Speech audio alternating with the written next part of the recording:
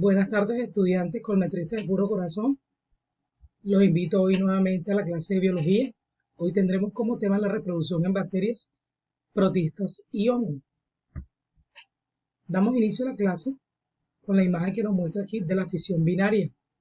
Lo que es fisión binaria o bipartición en procariontes. Tenemos una célula joven con su cromosoma.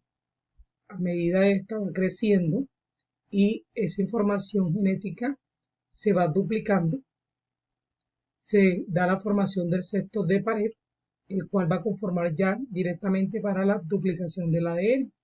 Luego estas se duplican como células independientes y forman dos células hijas. Aquí también tenemos, en este caso, un tipo de fisión, como ustedes claramente lo ven, muy parecido al inicial, pero de manera más directa. Tenemos otro que es la gemación, que también es similar a la fisión binaria y da como producto dos células hijas. Aquí en la población vemos que existe que el núcleo sufre sucesivas divisiones. Aquí vemos un núcleo inicial, luego se divide en aproximadamente 4 núcleos. Los núcleos originarios se rodean con el citoplasma, se van formando de manera independiente, luego esta se revienta y libera cada una de las poras al medio, y así se da la esporulación. En la reproducción de las bacterias, que es asexual, se realiza mediante un proceso llamado bipartición, como lo explicamos hace un momento, a la que se procede una duplicación del subjetivo ADN y una separación de dos moléculas en dos bacterias hijas. Las bacterias poseen mecanismos parasexuales, mediante los cuales intercambian información genética, aclarando que los mecanismos parasexuales no son mecanismos de reproducción, son en este caso mecanismos que utilizan las bacterias para el mejoramiento de la información genética. Esto lo realizan con otras bacterias o con bacterias de la misma especie. Esta transferencia de material genético puede realizarla a través de 3 mecanismos, los cuales se conocen como conjugación, traducción y transformación. Vamos a, en este caso, a explicar cada uno de ellos. Tenemos el mecanismo de conjugación. Decimos que este proceso que ven ustedes aquí, en el que una bacteria donadora F, como la ven, transmite ADN, transmite información genética a través de fimbrias a otra bacteria receptora, como usted lo ve, 1 y 2. Decimos también que existen dos tipos de bacterias donadoras. Decimos que estas son las bacterias F y las bacterias HFR, como lo ven acá. ¿Qué hacen las bacterias F? Estas poseen plásmidos no integrados en el genóforo.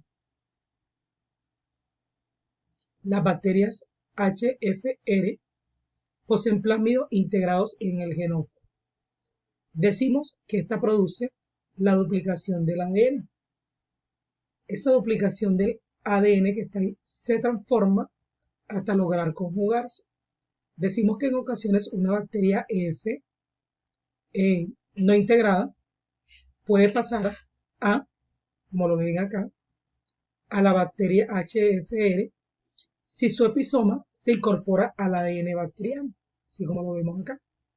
Las bacterias F suelen transferir solamente el factor F, que en un principio no se recombina con el ADN de la bacteria receptora.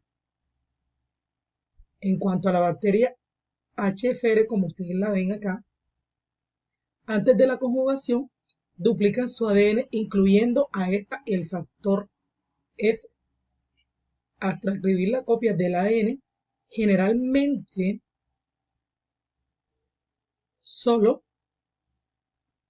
pasa un fragmento de esta en bacterias receptoras F, como ven acá. El ADN transferido se recombina con el ADN de la bacteria receptora y vemos claramente cómo sufre la transformación aquí al final. Si vamos a la segunda forma o el segundo mecanismo que tienen las bacterias, y esos organismos simples de reproducirse tenemos la transducción. Es un mecanismo de intercambio genético que requiere un agente transmisor. Sí, un agente transmisor. Concretamente un virus o fago, que aquí lo ven, el cual transporta fragmentos, este fragmento que está aquí, de ADN procedentes de la última bacteria parasitada. El proceso tiene como lugar, como lo vemos aquí, el ADN del fago,